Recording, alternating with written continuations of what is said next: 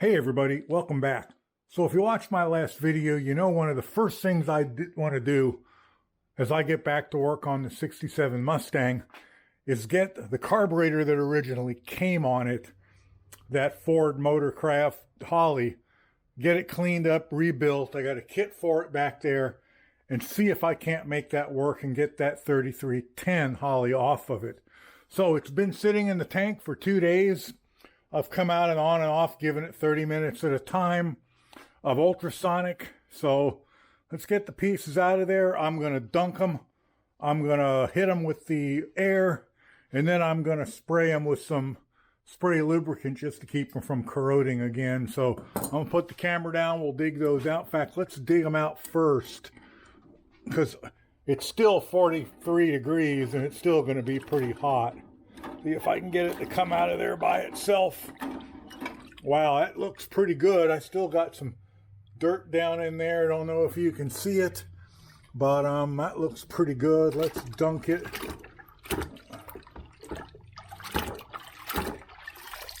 And we'll just kind of let it drip for a few minutes. I still see some gunk in here. Oh, it wipes off with the tip of my finger. So probably what I'm going to do here, let's just get that.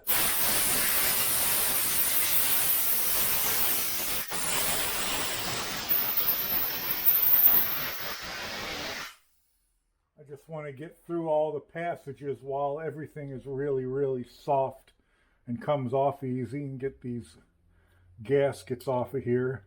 And let's get the float bowls out. Remember how, if you watched my last video, you may remember how corroded they were. And they were corroded up here pretty badly near the top. That's all loose now, so that's a good thing.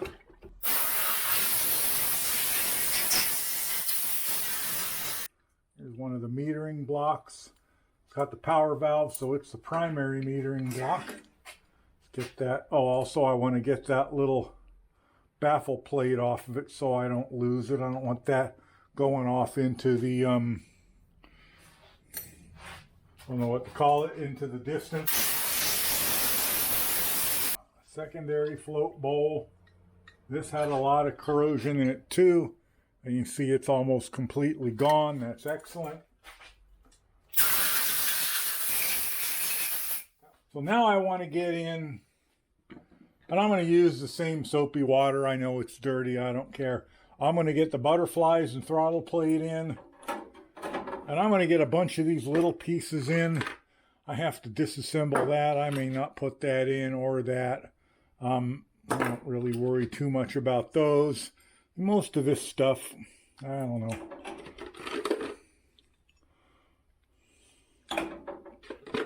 We'll put them in. What the hell, you know? What the hell? I'm not sure what's in that. I don't want to put that in the back. And this, believe it or not, that diaphragm, look at that. That diaphragm, oh no, it's got a hole in it someplace.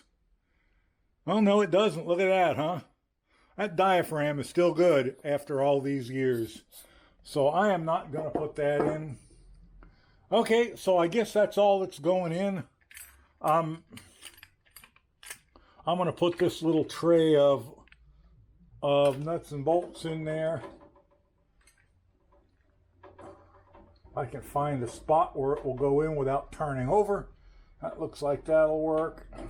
All right, everything's submerged. I'm going to do the same thing I did on the main part. I'm going to leave it in for 2 days, turn the heat back on, and come out every couple hours and give it 30 minutes of running, and we'll. One thing you want to check for on these primary floats is, I just threw my tool on the floor because why not? You want to check to make sure the check ball underneath here is functioning, and you can do that a number of different ways. Easiest thing to do is go in through the middle with a hole in it with a pick, and then if you can wiggle the ball around. Don't know if you can see that. This is an action camera, and it's not going to do really good at close up. You can also shake it, and if you hold everything else on it and everything else is out of it, and my hearing isn't good enough, but you could see that the ball moves freely in it. You can also blow through it from the inside and do that too, but it's in surprisingly good shape for how old it is. I'm seeing, of course, it came out of sitting for 2 days and running in the ultrasonic cleaner, so most of the gook, if not 97% of it, is off of it.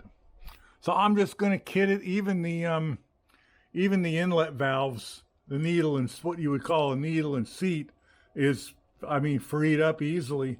I've got new ones, and of course new accelerator pump and all the other new gaskets and parts for it, and we're going to put all those in. So the other pieces have had 2 days now to soak in there with regular, runs with the ultrasonic on. Let's get it out of there. I came out earlier and turned the heat off and got the compressor charged up. And let's get it out of there. And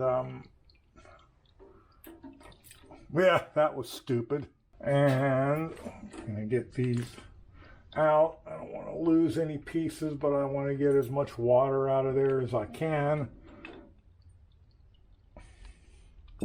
And I'm going to dip them in the water, the clean water, to get the soap off of them, at least as much of it as I can.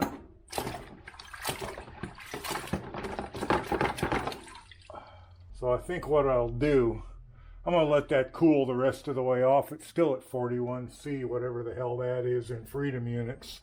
And I'm going to blow this off a little bit. I'm going to blast it with carb cleaner as I take it the rest of the way apart. And we'll do that in a few days. I found my kit for it that I've had floating around for a number of months here. And we'll come out here in a few days and we'll get this disassembled, kitted, and put back together and ready to go on the Mustang. I'm going to start it up on the 3310 that's on it because I know it works on that. And then we'll hope we can get this on. I ordered a piece of steel tubing as a transfer tube between the front and rear float bowl. Well, I didn't order steel. I ordered a nickel copper tube that is supposedly good enough for fuel and brakes, and it had ends on it, and it's about the right length, and supposedly it bends a lot easier than steel. Just thought y'all might like to see the amount of sludge and dirt that came off of that carburetor. Some of it's going to go out there, and some of it's just going to lay in the bottom for me to clean. I should have kept that other. Wow. That is thick. That all came off of that carburetor. So for those of you wondering what cleans the ultrasonic cleaner, Super Clean foaming degreaser cleans the ultrasonic cleaner. So there you have it. The ultrasonic cleaner is now clean. I even wiped the outside down so it's all nice and shiny. Cleaned the inside, cleaned the basket, and even cleaned the lid. So it is ready for its next use. Well, that was a good morning's work. I'm really pretty pleased with that. I only made one mistake, and I did not put this fitting back there while the metering block was still out, and I ain't taking that back apart to do that. I'm just not going to do it. So next time I'm at the store, I need to get, what is that, 1/8" pipe and a 1/8" fitting, and it's probably a $5 fitting. It's not worth $5 to me to disassemble that float bowl off of there again. And I looked around, I figured I'd probably have 5 of them, and I couldn't find one. Anyway, that's my morning's work. I'm very pleased.